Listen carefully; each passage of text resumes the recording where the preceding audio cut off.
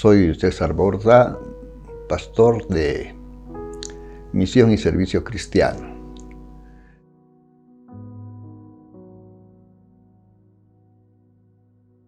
Que ya pues ha pasado bastante tiempo, pero pienso que las cosas de Dios nunca pierden vigencia.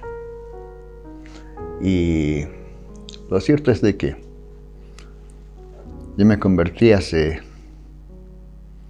50 años, cuando en ese entonces nuestro país estaba bajo el gobierno de Hugo Banzer Suárez y habían ciertos fenómenos, tanto políticos, sociales y espirituales. Yo en ese entonces vivía en La Paz. Digo, cuando hablo de fenómenos políticos, casi podríamos decir que estábamos en la misma coyuntura que estamos ahora en este tiempo. En lo espiritual también, porque había mucha práctica de brujería, había mucha práctica de espiritismo, especialmente el espiritismo estaba fuerte. Y en ese entonces también emergió el famoso, nos llegó el famoso verano de amor que hizo furor en los Estados Unidos con el movimiento hippie, ¿no? Entonces, la juventud estaba metida, inmersa en eso. Yo en ese entonces estaba en la universidad estudiando sociología, porque creía que debía haber una respuesta a los problemas inherentes en el país. Toda mi familia estuvo metida en política, unos en un bando, otros en otro bando, pero siempre metidos en la política. Y yo como en ese entonces, como todo muchacho, metido en el activismo político en la universidad, miembro del Partido Comunista, del Ejército de Liberación Nacional, y metido con todo eso. Hubieron amigos que fallecieron en Teoponte, uno de ellos muy querido, Hugo Borges. Pero todo eso a mí me llevó a ver que la política planteada por ese entonces, por el hombre, no era la respuesta que estábamos buscando. Pero entonces me metí en otras filosofías políticas muy propias, muy particulares, metido en pandillas, metido en espiritismo, metido en brujería, una ensalada, ¿no? Pero de pronto yo vi a los que eran mis amigos cercanos, que ya no querían andar conmigo. Yo les decía, bueno, vamos a tomarnos unas cervezas, y ellos me decían, no, tenemos algo mejor. ¿Y qué es eso mejor? Yo había crecido en un colegio evangélico, en el Instituto Americano, que de alguna manera nos orientaron, nos enseñaron la palabra de Dios, pero como todo muchacho, ¿no? Nunca le presta la atención a las cosas que realmente pasan, ¿no? Y entonces, en ese entonces, estos amigos me decían, no, tenemos a Jesús. Jesús es lo mejor. Bueno, en eso el Señor permitió que yo vaya a una reunión en la que estaba predicando justamente un amigo, que él era proveedor de droga en la zona, en el Alto, donde yo vivía. Yo lo había visto, pero como lo decimos vulgarmente, en pleno vuelo con marihuana y con drogas. Pero cuando lo vi ahí en la reunión predicando, yo no podía creer. Uno, dos. Cada que él hablaba, comentaba una palabra, era como si era un balde de calor, como era un calor que salía de él y tocaba mi vida. Y él contó cómo Dios lo había sacado de las drogas, cómo Dios lo había liberado. Y yo decía, yo quiero eso. Pero sabía que si yo quería eso, tenía que renunciar a todo lo que yo hacía antes. Bueno, esa noche pasó. Al día siguiente fuimos a otra prédica. Ahí volví a ver a otro amigo en Miraflores.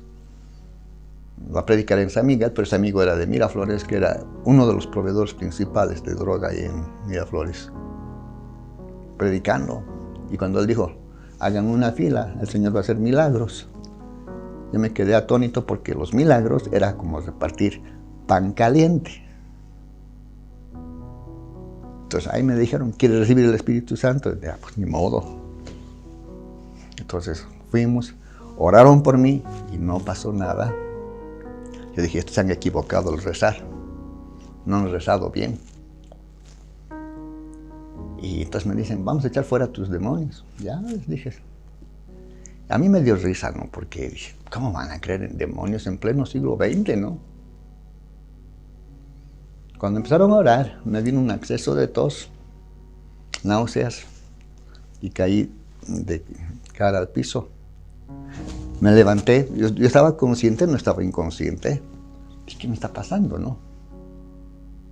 ¿Qué me está pasando? Y los chicos cobraron más ánimo y empezaron a reprender con más fuerza. Y fue ahí la segunda vez que volví a caer.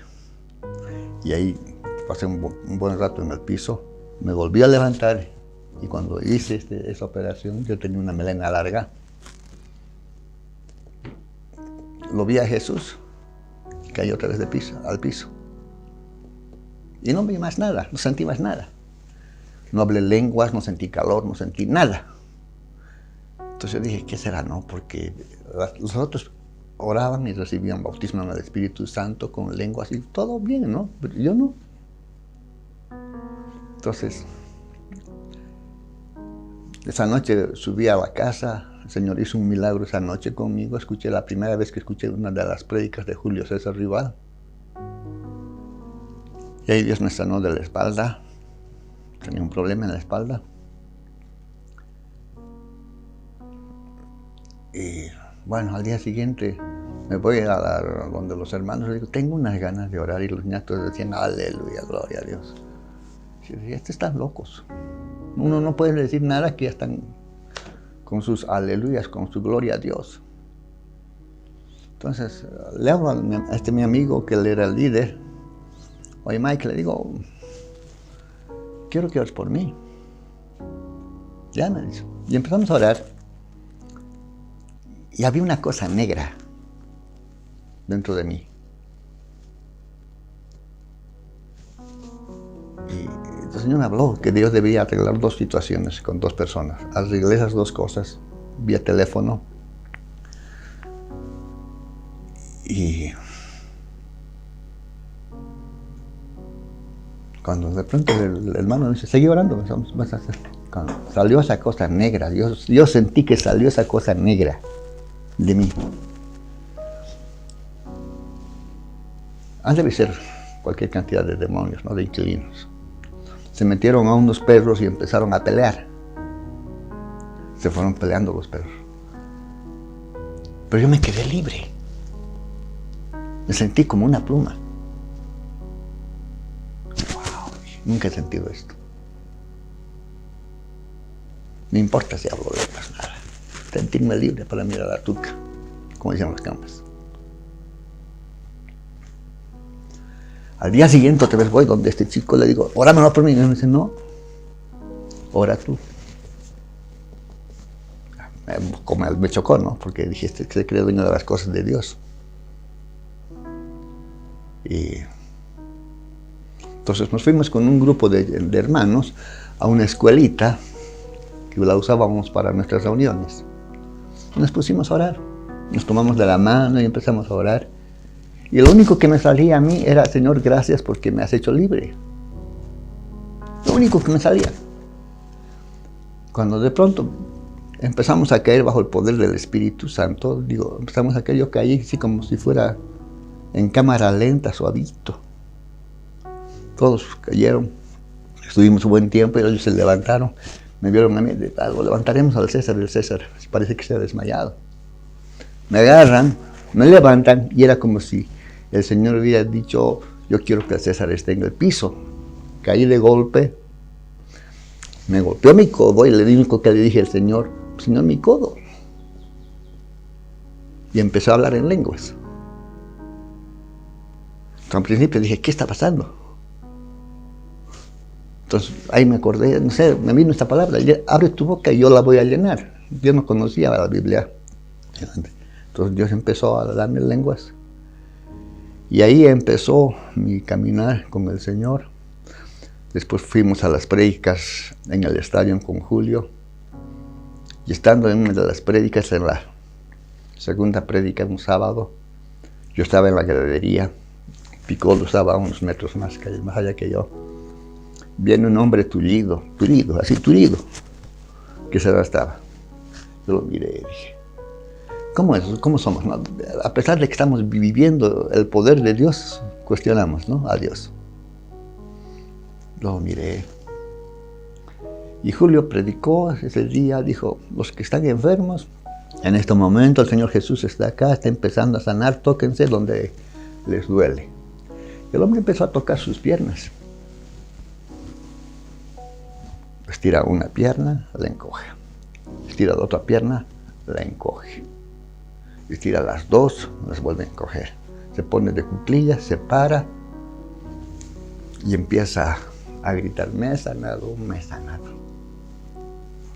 Para mí fue un impacto tremendo que hasta el día de hoy, cuando cuento esta experiencia, me quiebra, ¿no? Porque yo digo, Señor, ¿quién soy yo para que tú me muestres tu poder en la magnitud que tú me mostraste en ese momento?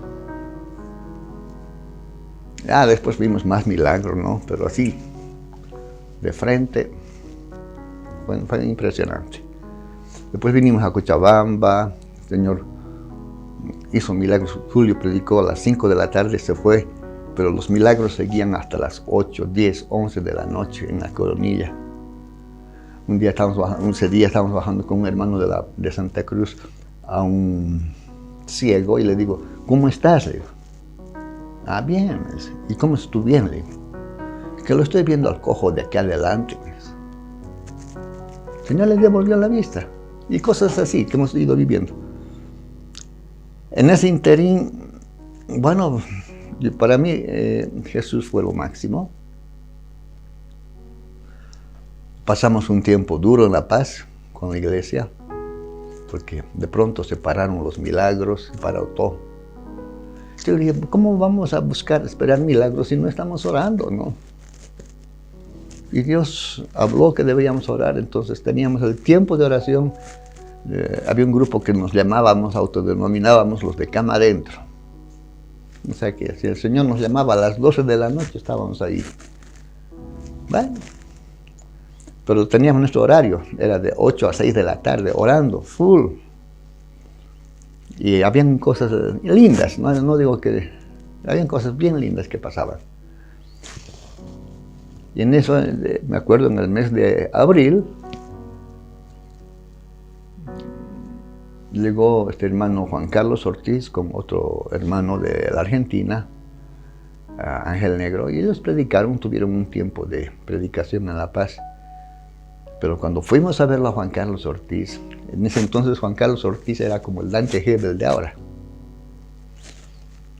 Y él predicaba y todas las noches yo terminaba postrado en el piso, entregándole mi vida al Señor. Y la última noche él habló sobre el ceñirse, la toalla de siervo. Y él dijo, ¿por qué no te sacas tu chompa, tu chamarra y te la ciñes como si fuera una toalla y le entregas al Señor tu vida? Entonces yo lo hice así. Y en ese momento yo sentí la voz del Señor que me dijo, César, no quiero tus palabras, quiero tus hechos.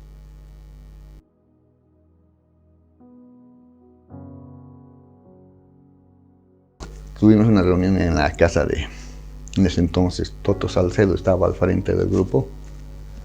No era eclesía por si acaso, era el grupo. en su casa y habíamos estado haciendo el análisis de todas las prédicas de Juan Carlos Ortiz. Y ahí fue cuando Toto Salcedo dijo, Dios está llamando a gente que esté cama adentro. ¿Quiénes quieren estar cama adentro? Yo quería. Pero dije, no, Dios tiene que hablar. Entonces me salí. Entonces había un hermano Miguel Rafael, que fungía mucho con profecía, con palabra profética. Sale y me dice, César, el Señor dice que estés adentro, no afuera. Entré. Y yo estaba reventado. Estaba molesto, la verdad que estaba molesto. El Señor, yo te pido que me regales un ministerio y me regalas esto. Era justo mi cumpleaños, ese día. Me regalas esto. No entendí. Subí a la casa, al día siguiente bajo a la reunión general y ahí se suscita una situación que se levanta un muchacho de la universidad, de esos políticos terribles, y empieza a hablar y siento la voz del Espíritu que me dice, César, la mies es mucha, pero los obreros pocos, yo te quiero a vos. Aquí estoy, Señor. Al día siguiente dejé la universidad y me dediqué full al Señor. Luego pasó eso, siempre había una carga de ver quién faltaba, quién no venía. Había un hermano que nos fue a cooperar en el ministerio, un puertorriqueño, americano puertorriqueño, y no lo vi por unas 2 o 3 semanas. Yo lo busqué y le dije, ¿dónde te has perdido? Me dice, yo he estado en ayuno 15 días.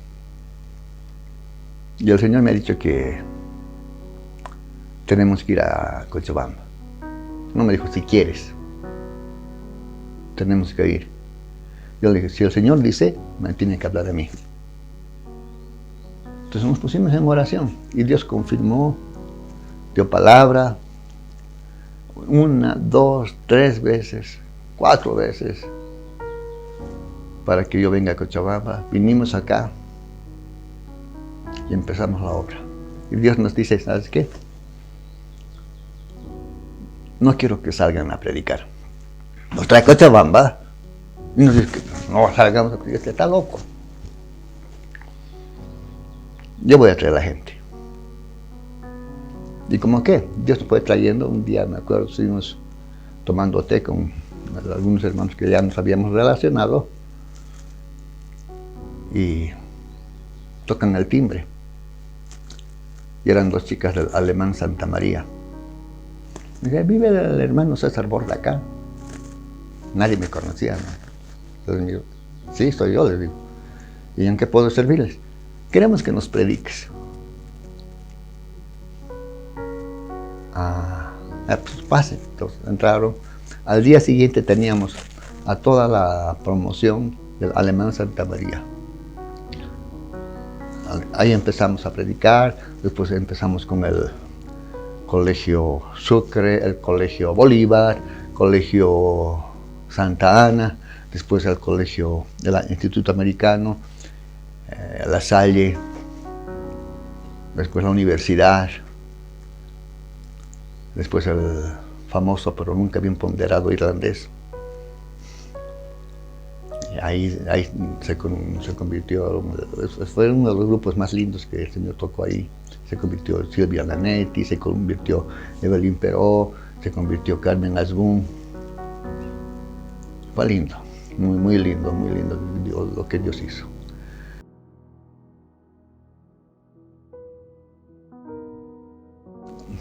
Si hablamos de la iglesia en este tiempo, hay una voz que está sonando muy fuerte. Y esa voz habla de que viene un avivamiento. Y pensamos que el avivamiento va a venir para llenar las congregaciones. No es así. Cuando yo veo en la historia el mover de Dios a través de momentos en que Dios ha visitado con su poder ciertos lugares, ciertas naciones, ¿ha sido para qué? Para levantar un pueblo lleno del Espíritu Santo que pueda hacer frente a los embates de las situaciones que van a venir posteriormente. Y yo creo que Dios va a hacer algo a nivel, no solamente Bolivia, sino a nivel general. Y entonces pienso que tenemos que retirar nuestra mente de buscar un avivamiento en que las congregaciones puedan sentir ese fervor. Dos, uno de los pecados grandes del mover que nosotros tuvimos en el año 72, 73, es que nos creíamos el centro de Dios, ¿no? El pupo de la tierra, como diríamos. Nadie nos podía decir nada, no nos sujetábamos a nadie, nadie tenía la autoridad que teníamos la unción. Y ha sido tan nefasta esa actitud, tan nefasta que hasta el día de hoy yo veo vidas destruidas, chicos lindos, que no quieren escuchar de Dios. Porque en su momento nosotros no supimos dejar que el Espíritu de Dios obre en nuestras vidas para poder bendecir, para poder consolar, para poder alentar, para poder animar. Yo pienso que ahí los pastores tenemos una gran responsabilidad de estar delante de Dios. De estar delante de Dios en todo tiempo. No buscando cosas grandes, sino simplemente dejando que sea Dios quien fluya. Ahora, otra de las cosas es que hay otra voz que sale que dice que la iglesia debe ser la voz profética de las sociedades. La iglesia es la iglesia. No es un partido político. La iglesia tiene un mensaje.